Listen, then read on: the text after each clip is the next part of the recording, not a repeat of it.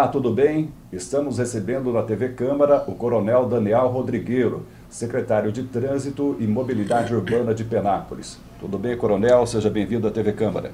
Tudo bem, Cacá, estou à disposição. Coronel, 6 meses de trabalho em Penápolis com o trânsito, nós já percebemos melhorias no trânsito. Eu gostaria que inicialmente o senhor fizesse uma avaliação desses 6 meses. Pois bem, a bem da verdade, a Secretaria de Trânsito ela já existia, né, Cacá?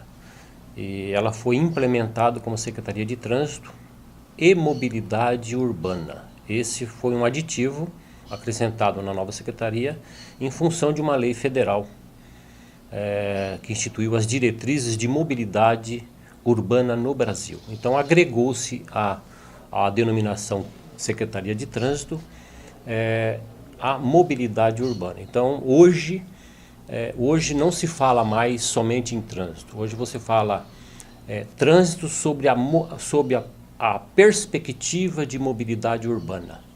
O trânsito não é mais tratado só sobre o termo motorização, ok? Então ela é muito mais ampla, ela abrange desde o pedestre, no momento que ele sai de sua residência, e até o momento que ele chega ao seu local de trabalho, ao seu local de lazer, ao local de estudo. Então é algo mais complexo. Mobilidade, para a gente entender então, por exemplo, dentro da Praça Dr. Carlos Sampaio Filho, não existe trânsito de veículos, pelo menos não é para existir. Ali tem uma mobilidade urbana. Tem.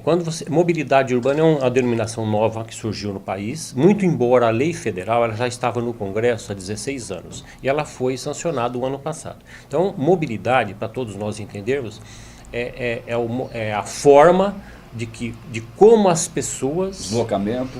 De como as pessoas e as cargas se movimentam no município. Então, você tem que aliar pessoas e cargas.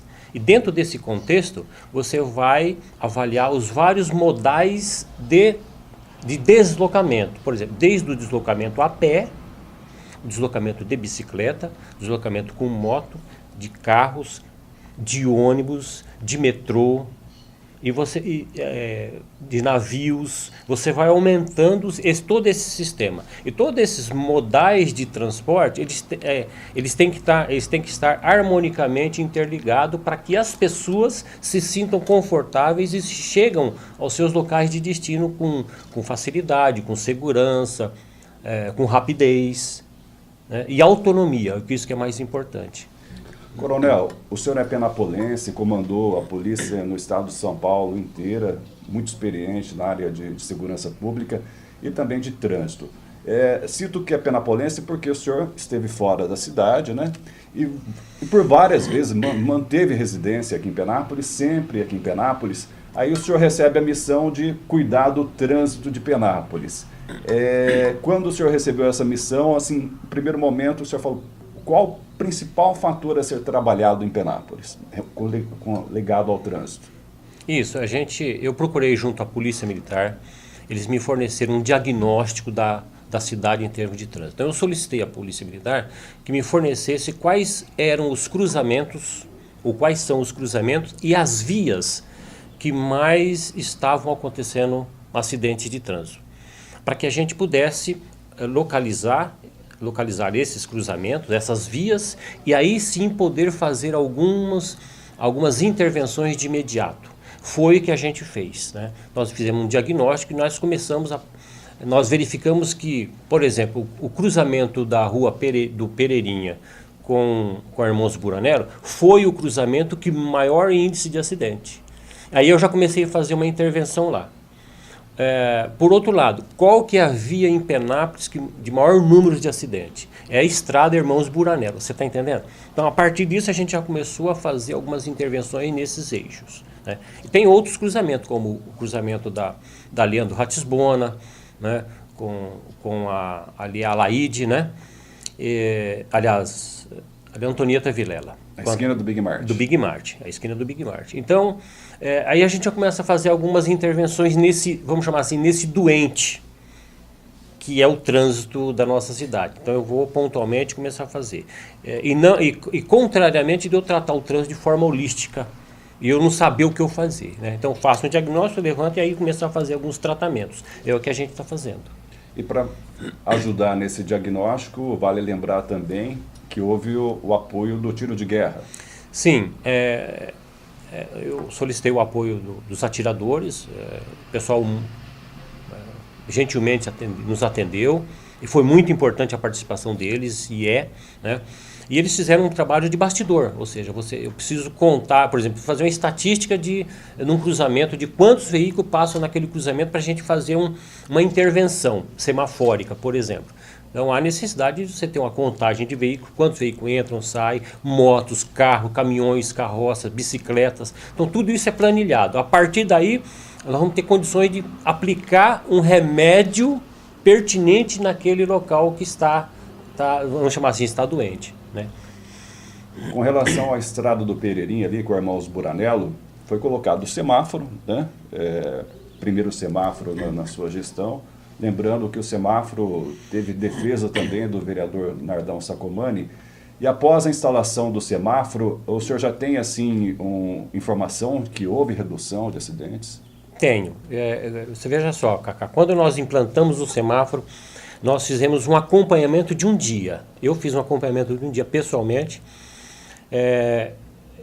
para verificar a acomodação dos condutores, dos usuários naquele ponto. E ela foi muito rápida, essa acomodação, e de forma que disciplinou o local, e a partir daí nós não tivemos mais acidentes naquele ponto crítico. Então você vê que isso é muito importante.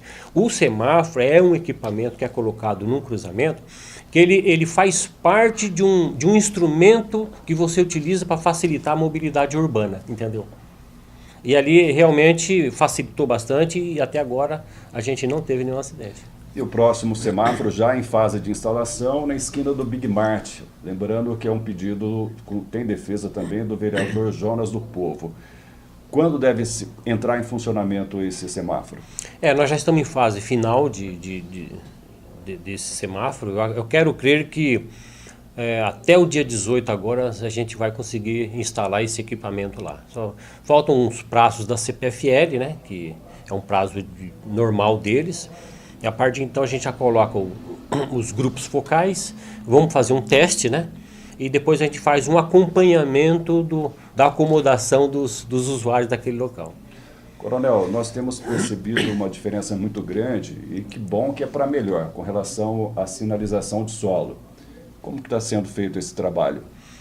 Você veja bem, primeiro é bom que a gente expõe que o pavimento da nossa cidade, ele não é de boa qualidade. Mesmo assim, nós contratamos uma empresa para fazer pintura de 4.000 metros quadrados de tintas. Tinta branca, amarela e preta. É o que predomina no trânsito. E a partir disso nós levantamos todos os locais onde tinham faixas de travessia de pedestres, e a partir daí nós começamos a melhorar aqueles locais. E o importante, Cacá, é que nós fizemos o trabalho à noite. Quer dizer, a população o morador estava na sua casa, o usuário da via estava na sua residência, e ele amanhecia o local pintado, sem você causar um transtorno no trânsito. E a gente conseguiu fazer 33 cruzamentos com faixas de pedestre. Nós aumentamos as faixas de travessia de pedestre, além daquelas existentes. Por quê? Porque a prioridade é o pedestre. O pedestre é o mais vulnerável de todos, então a gente tem que fazer isso aí. E é importante destacar que a faixa de travessia de pedestre, ela é um prolongamento da calçada. A partir do momento que nós usuários, nós pedestres, nós motoristas e motociclistas, internalizarmos e conscientizarmos que a faixa de travessia de pedestre, ela é o prolongamento de uma calçada, aí nós vamos estar melhor no nosso trânsito. Entendeu? Então é uma conscientização de todo mundo. Se não houver toda essa preocupação, essa educação, o trânsito ele vai continuar matando pessoas, acidentando. É o que está acontecendo no mundo inteiro. Coronel, e a Secretaria de Trânsito projeta alguma campanha de conscientização relacionada a faixa de pedestre? Porque eu percebo que tanto o pedestre como o motorista em Penápolis, de modo geral, não sabem obedecer esse sistema. É um processo contínuo de educação, né, Cacá? Só agregando mais nessa sua pergunta, nós introduzimos aqui em Penápolis uma nova sinalização de solo, antes das faixas de travessia de pedestre nos locais semaforizados. Nós pintamos no solo o desenho de uma moto. É uma moto e uma bicicleta ao mesmo tempo. Chama-se motobox. É uma faixa de retenção, é um box, é uma caixa que antecede a faixa de retenção para recepcionar todos os motociclistas e os ciclistas. Para que eles, na fase verde do semáforo, eles saem na frente e não e não contribuam para com os acidentes com carros, para não misturar com um veículo de 4 rodas. Então é uma inovação em Penápolis. Essa sinalização ela originou em Barcelona, Madrid, na Europa. Em São Paulo a CET trouxe nos anos 2009. E nós aqui em Penápolis também introduzimos isso aí. Então é uma inovação e aos poucos a gente acredita que os usuários, principalmente os motociclistas e os ciclistas, eles vão se adequar a isso aí, né?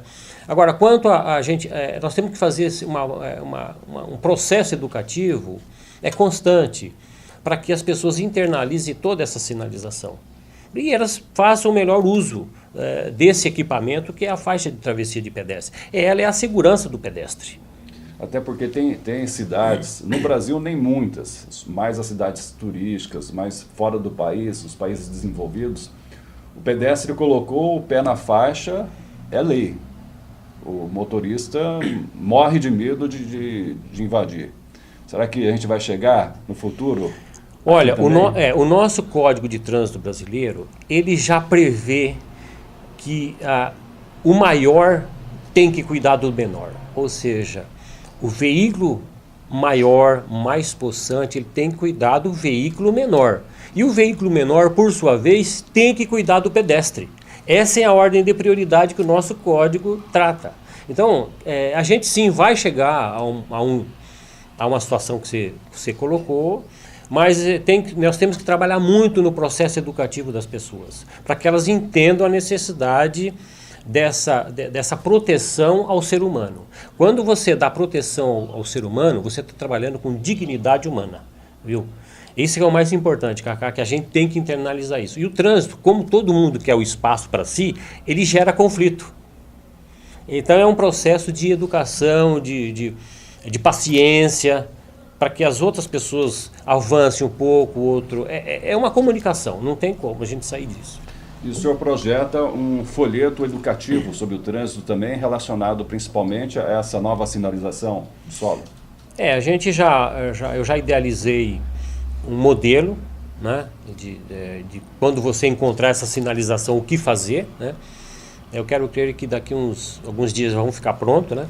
Nós vamos distribuir aí 5.000 folhetos na cidade, nos mototáxi, enfim, para todos os usuários, para que eles entendam, internalizem e conscientizem dessa nova sinalização.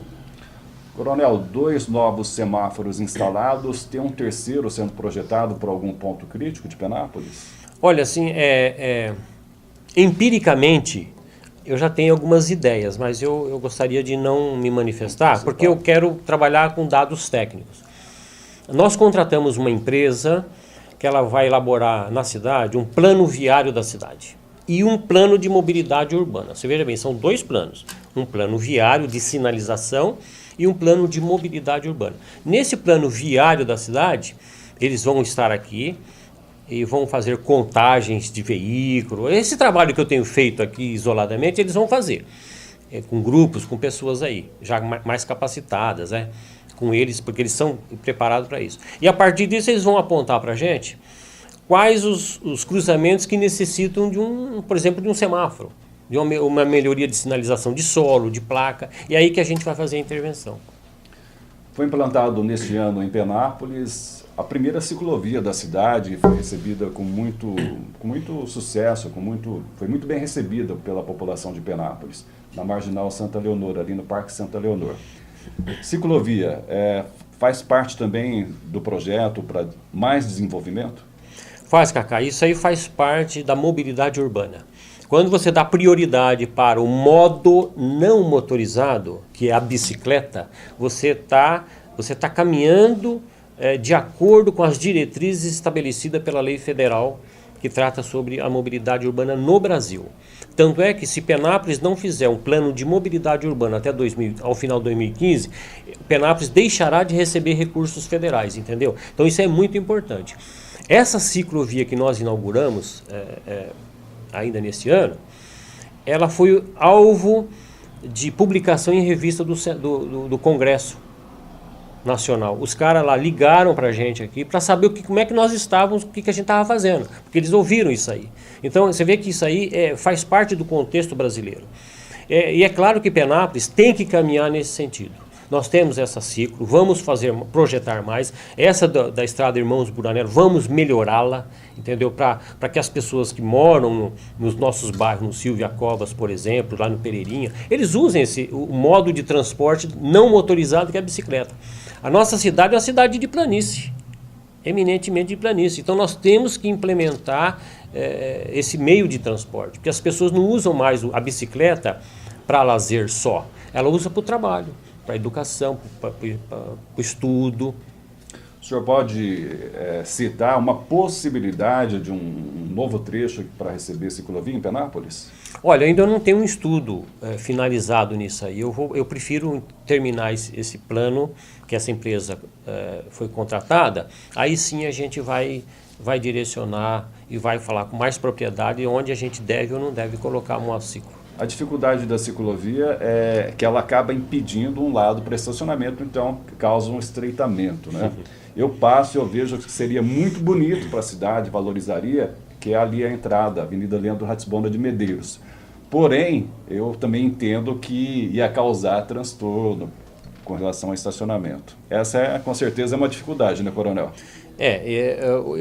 A ciência de você fazer modos de transporte harmônicos, não motorizado com motorizado, esse que é o tchan da coisa, esse que é o eureka, você descobrir uma forma de você tratar harmonicamente a bicicleta, por exemplo, com os carros. Como é que nós vamos adequar esses dois modos de transporte, um motorizado e outro não motorizado, no sistema de transporte da cidade, sem acontecer o acidente? Entendeu? Isso que é a ciência que a gente tem que buscar e trabalhar. Mas essa ciência ela não é exata, não é uma matemática. Eu tenho que ajustar com a sociologia, com a engenharia e várias outras ciências para a gente ajustar a melhor forma possível. Já que a gente está falando de bicicleta, de ciclista, bicicleta é um problema antigo em Penápolis. Bicicleta na contramão, uma missão grande para o senhor combater aí, hein? Cacá, sabe por quê? A bicicleta ela foi introduzida no Brasil, se todos nós relembrarmos, para lazer. Nós éramos crianças, os nossos pais compravam a bicicleta para a gente brincar. A partir de um determinado momento, a bicicleta passou a fazer parte do trânsito. E ela passou a ser utilizada como meio de transporte para o seu trabalho, para a sua educação, para o seu lazer, enfim. Ela integrou o modo de transporte. Então, a cultura brasileira inicial, ela não foi uma cultura voltada para o trânsito, ela foi uma cultura voltada para o lazer de crianças e, de repente, ela foi introduzida. Então, é um processo contínuo que a gente tem que trabalhar e vai chegar um momento que nós vamos ter que tomar algumas atitudes que vão causar algum descontentamento, algum desconforto para alguns usuários. Medidas antipáticas, porque chega um momento que a educação ela tem que ser abordada como um método coercitivo. Não tem como, para você poder melhorar. Isso para facilitar e evitar que aconteçam acidentes. Eu, particularmente, nesse assunto de bicicleta na contramão, eu acho, vou dar minha opinião, eu acho que vai resolver quando, por exemplo, colocar um caminhão, polícia militar do lado, cidadão com a bicicleta na contramão, pega a bicicleta, põe em cima e leva embora. Vai tirar lá na delegacia, paga uma multa. Porque, infelizmente, o ser humano, muitas vezes, ele obedece quando ele sente no bolso. A educação, então, eu acho que talvez seja o caminho, mas isso é uma discussão futura. Com relação à educação, mesmo com relação à bicicleta, o senhor também planeja fazer um trabalho nas escolas, com os estudantes, com as crianças, com educação no trânsito? Quando você fala em trânsito, você trabalha com 3 componentes básicos. Você trabalha com a engenharia, com a fiscalização e com a educação. Se o trânsito não tiver esses 3 componentes básicos, que é engenharia, educação e fiscalização, você não consegue administrar o trânsito. Então, a educação, ela faz parte desse contexto. Se você trabalhar mais a engenharia e a fiscalização, e deixar a educação do lado, esse tripé vai ficar pendente de um lado. Então, ele tem que trabalhar de forma harmônica. E a gente não pode esquecer disso aí.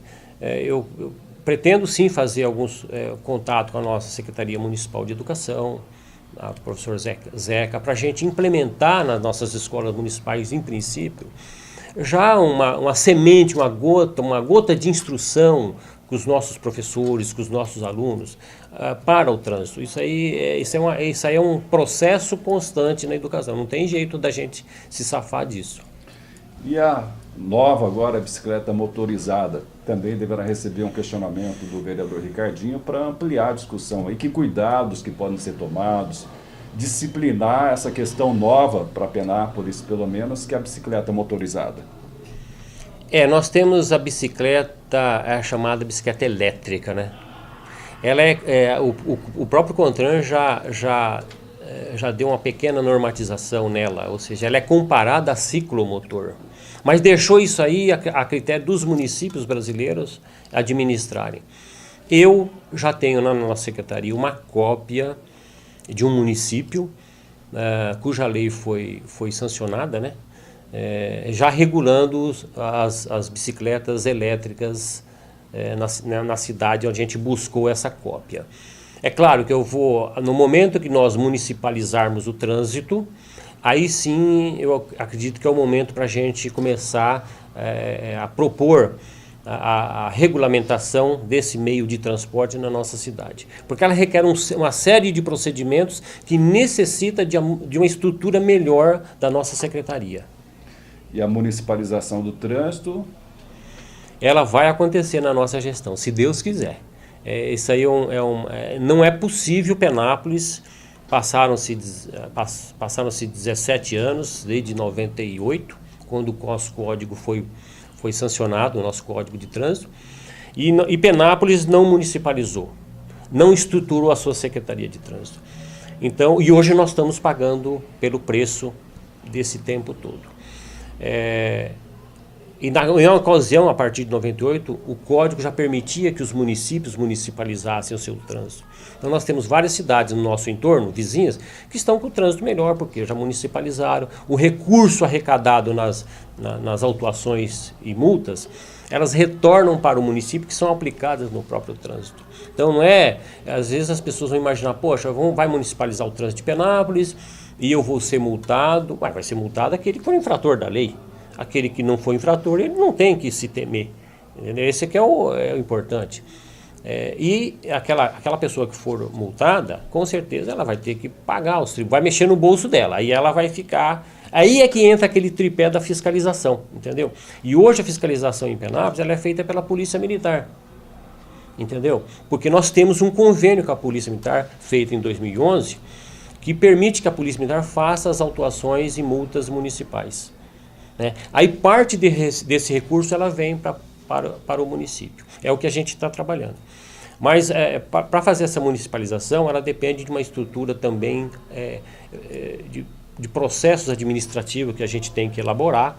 Para esse ano eu já vou começar a trabalhar na montagem de toda essa documentação. E depois eu tenho que ter uma estrutura física, viu, Cacá? Porque o CETRAN, lá em São Paulo, vai vir um técnico aqui em Penápolis e vai avaliar. Daniel, onde é que é a sua sala? Quem é seu engenheiro de tráfego? Onde é o seu setor de estatística? Onde é a sua jari? Quais são os componentes da sua jari? Onde que funciona? Qual é a sua administração? Qual é a sua estrutura de informática para recepcionar as autuações e ela ser processada no sistema? Entendeu?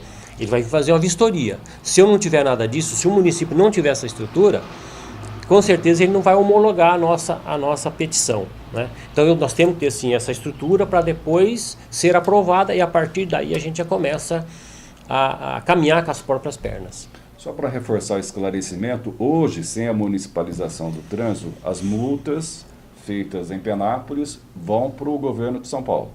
Sim, você tem as multas estaduais e as multas municipais. Multa estadual, por exemplo, o policial para você e pede seu documento de habilitação. Você não tem, ou você esqueceu a documentação do veículo ou da CNH em casa. Então ele faz essa multa. Essa notificação transforma-se em multa. Como é uma multa estadual, é do Estado, o recurso vai para o Estado, entendeu?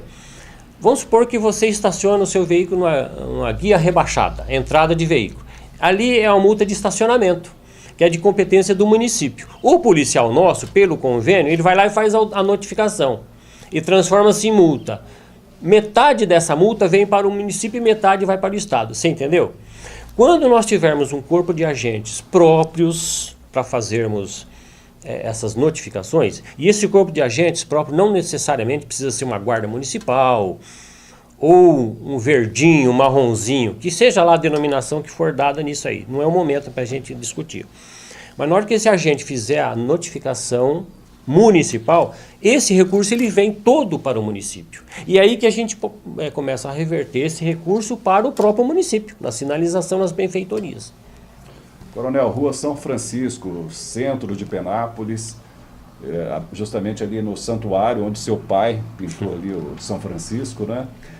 Um trecho muito crítico na cidade, tem um questionamento também, e é claro que tem as divergências, porque tem o interesse dos comerciantes, mas tem o trânsito que é complicado. Como é que o senhor vê essa situação? Qual que é a solução que se vislumbra?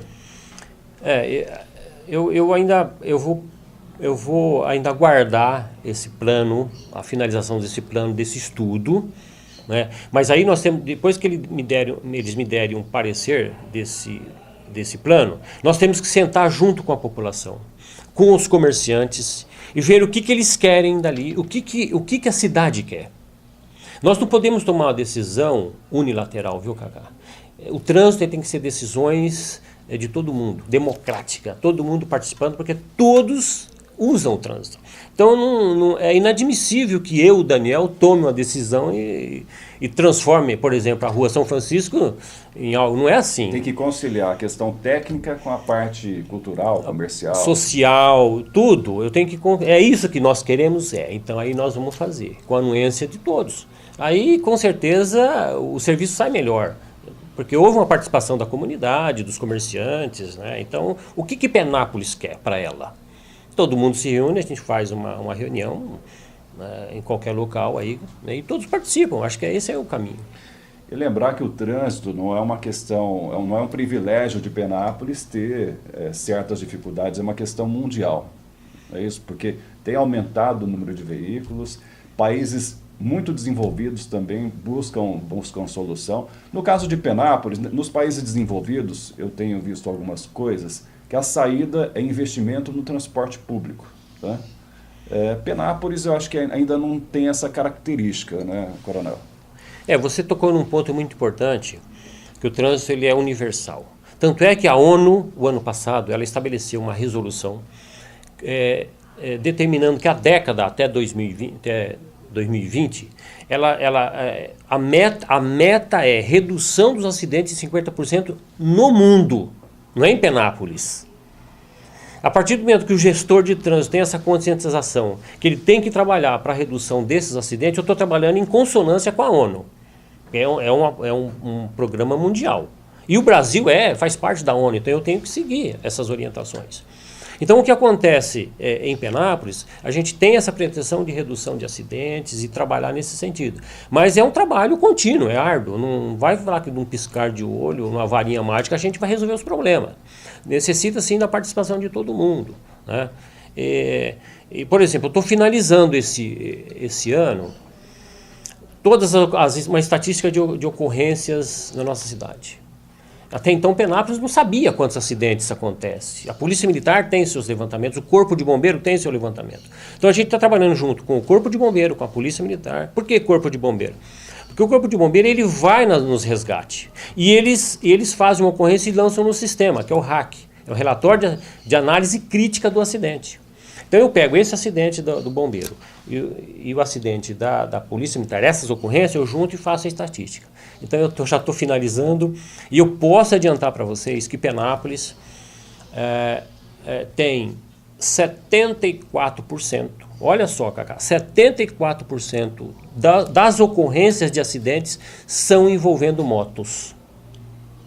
E a nossa frota de moto em Penápolis está em torno de 11 mil. E esses bolsões que nós criamos nessas sinalizações é justamente para tentar minimizar esses índices, onde você para na frente, você sai na frente sem se envolver em acidente. Né? A gente está reforçando a sinalização pare de solo para que todos nós paremos nessas sinalizações e obedeçamos elas, não tem como. Né? Agora, esse é o quadro que a gente está vislumbrando, em termos de 74%. Se eu tirar 74%, vão sobrar o quê? 26%. Os outros 26% envolvendo alguns carros, choque contra barranco, choque contra obstáculo, embriaguez, são coisinhas pequenas. Se nós tirarmos as 11 mil motos existentes em Penápolis, nós vamos reduzir os acidentes de trânsito em Penápolis em 74%. Vai uma redução drástica. Você fala, mas é possível? Não é, porque as motos elas fazem parte do contexto. Se você enfileirar motos existentes em Penápolis daqui em Havaiandava, você vai formar duas filas, uma fila que vai e outra fila que volta, daqui em Havaiandava, para você ver a quantidade de motos existentes na nossa cidade. Então, quando você começa a apresentar esses números, e as pessoas não têm consciência disso, e precisa ter uma internalização, uma educação, para que ela fale, meu Deus, onde que eu estou envolvida? E o trânsito é uma guerra. Esse ano nós já tivemos uma morte na vicinal.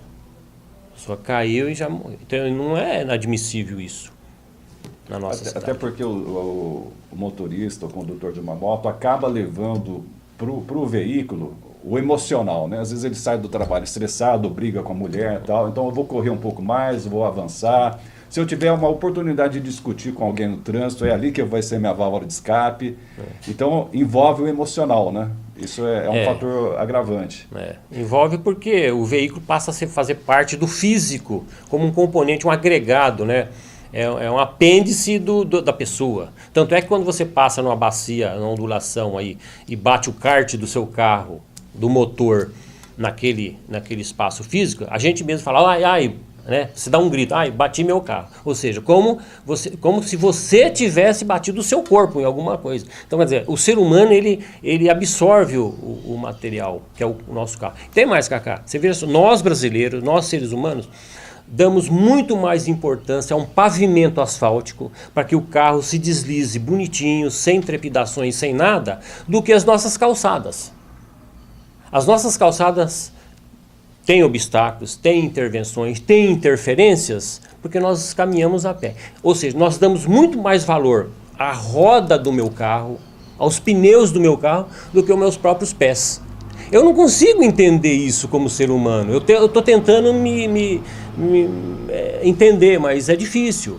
Porque eu dou mais preferência para os pneus do meu carro e não para os meus pés, que faz parte do meu corpo. É uma incongruência. Então nós temos que inverter essa situação e facilitar mais para o pedestre. Melhorar as nossas calçadas, os nossos passeios, as nossas rampas de acessibilidade, que faz parte do contexto todo como o trânsito. E isso, gradativamente, o senhor também já vem conseguindo? Sim, a gente está trabalhando nesse sentido. Penápolis existe aqui várias rampas de acessibilidade. Nós estamos trabalhando, nós estamos sinalizando essas rampas para facilitar junto às faixas de pedestre, onde o pedestre ele se sinta à vontade. Quando a gente fala em pedestre, é bom que se diga, nós estamos trabalhando com a diversidade humana. Quando a gente fala em diversidade humana, eu estou falando no anão, no gigante, na pessoa com necessidades especiais, com cadeirante, com a senhora grávida, com o idoso, com a pessoa que tem mobilidade reduzida temporariamente, o cara está andando de muleta de forma temporária porque ele se acidentou. Então, essa é a diversidade humana. E Penápolis tem que estar inserida nessa diversidade humana, Cacá. Nós temos que entender que todas essas pessoas, o gigante, o anão, a grávida, o idoso, ele faz parte da mobilidade, ele faz parte do trânsito. Ele necessita de uma rampa de acesso. E de uma rampa de acesso de acordo com a NBR 9050. É uma norma brasileira de regulamentação. E não algumas rampas de acesso que possuem Penápolis, que são verdadeiras rampas de esportes radicais. Para você fazer skate, não é por ali. Tem que fazer uma rampa adequada, tem medidas corretas. Todos os nossos engenheiros e arquitetos sabem disso aí. É só executar o serviço. Coronel, e os cuidados com o trânsito, às vezes é até difícil mencionar os benefícios que eles podem proporcionar. Por exemplo, nós falamos de redução de acidentes. Redução de acidentes significa menos gente na área de saúde, que é um tratamento, quem cai de moto, por exemplo, é um tratamento muito caro, demorado. E também para as empresas, né, que ficam aí sem os seus funcionários, além, é claro, do transtorno para o próprio acidentado. Ou seja, a somatória de benefícios é muito grande, né? Cacá, deixa eu dar um exemplo para você de Penápolis no mês de setembro. Mês de setembro nós tivemos na cidade 62 acidentes. Mês de setembro, mês 30 dias, 62 acidentes. Você vai verificar, são 2 acidentes dia, a média. Ou seja, a Polícia Militar atendeu por dia, no mês de setembro, 2 acidentes dia, ela sabe. Bom, desses 62 acidentes, 74% foram acidentes envolvendo moto. E todos esses acidentes com moto foram com vítimas. Com vítimas, eu só estou falando de moto, eu não estou falando outro. Com certeza, por mais que seja uma vítima leve, ela vai parar no pronto-socorro. Ela vai perder dia de trabalho, ela vai deixar de produzir para o país, para a sua família e para ela mesma. No critério de educação, sem contar o gasto que ela está dando para o SUS. A doutora Júlia Greve, que é uma fisiatra do hospital do Instituto do Coração em São Paulo, eu tive o prazer de trabalhar com ela, porque eu estava no policiamento rodoviário, e ela sempre apresentava as estatísticas dela, porque ela trabalha na questão de acidentes de trânsito.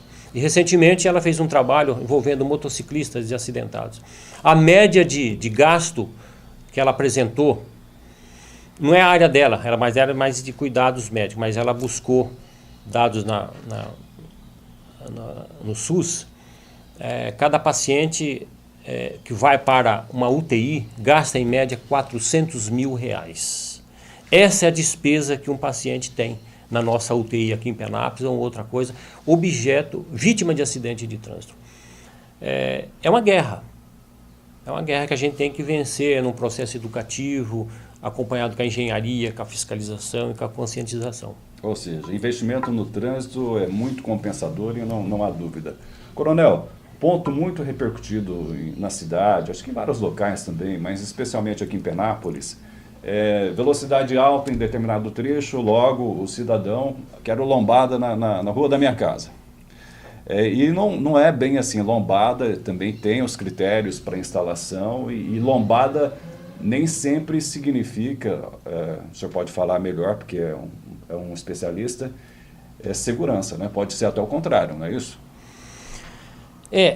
Penápolis, pelo fato de nós não termos uma fiscalização constante, porque a Polícia Militar também tem outros afazeres, ela carreou essa deficiência na fiscalização na construção de ondulações transversais, que são as lombadas, redutores. Na verdade, são ondulações transversais. Então, nós temos na nossa malha viária aqui várias ondulações transversais. E muitas delas em disformidade com o que estabelece o nosso Código de Trânsito Brasileiro. É o perigo isso aí. E mesmo porque o próprio Código de Trânsito proíbe a colocação de ondulações, com algumas exceções. Quando a gente vai colocar uma ondulação, um redutor de velocidade numa via, eu tenho que seguir critérios técnicos, eu tenho que seguir os parâmetros estabelecidos pela resolução 39 do CONTRAN. Porque se eu não fizer dessa forma, qualquer tipo de acidentes que tiver ali, a responsabilidade objetiva é do ente municipal. O cidadão pode entrar com processo. Pode entrar e entra com um processo contra o município, por exemplo, ou contra a autoridade competente, e a gente vai responder objetivamente. Isso aí está na Constituição Federal. Então eu tenho que ter um critério. Às vezes o pessoal fala assim, pô, Daniel, você não gosta de lombada. Não é que eu não gosto, eu estou seguindo a lei. Se a gente pode sim colocar uma ondulação transversal numa via, mas eu tenho que seguir critérios técnicos. Feito esse critério analisado, a gente vai e coloca. E tem mais, eu tenho que seguir os parâmetros estabelecidos na resolução. Ou seja, uma ondulação, né, na nossa rua, ela tem que ter 8 centímetros de altura por 1,5 de comprimento. Você entendeu? Não são todas que têm esse parâmetro técnico aqui na cidade. Então a gente fica muito preocupado com isso. Eu quero sim, após um estudo, restabelecer algumas, colocar no padrão normal, e algumas outras a gente vai ter que tirar. Mas isso com vagar que a gente vai fazendo. Ok, Coronel, deixa agora espaço para suas considerações finais. Olha, eu gostaria de transmitir uma mensagem aqui para todos nós, penapolenses. Eu estou aqui em Penápolis, a gente veio para ajudar a nossa cidade. Eu quero agradecer à Câmara, a todos os vereadores indistintamente, viu, Cacá? Eles têm me apoiado muito. Não só ele, mas a população. Eu acho que nós precisamos caminhar junto. Precisamos estar junto nesse barco, que é um barco do trânsito. O trânsito é como se fosse um transatlântico. Se nós fizermos uma conversão muito drástica nesse transatlântico, eu afundo ele. Então, mas nós temos que trabalhar, vai mudar de rota? Vai, mas temos que fazer com vagar, para que ele não afunde. Então, eu quero agradecer ao Legislativo, até ao próprio Executivo, e parte da população, o pessoal está entendendo o que a gente está fazendo, né? Outros ficam meio assim arredio com a gente, mas a gente está tentando fazer alguma coisa para o bem da cidade. E eu quero transmitir uma outra mensagem para que as pessoas tenham um pouquinho de paciência e educação no trânsito, né? Conversem mais no trânsito, isso é muito importante. Nós estamos aqui abertos a recepcionar sugestões, opiniões, tragam para a gente, para que a gente possa melhorar e fazer uma intervenção necessária. Eu preciso muito do apoio do penapolense, do morador. É isso que eu preciso. Ok, obrigado pela sua participação. Eu conversei com o secretário de Trânsito e Mobilidade Urbana de Penápolis, Coronel Daniel Rodrigueiro. Muito obrigado pela sua atenção e até a próxima oportunidade.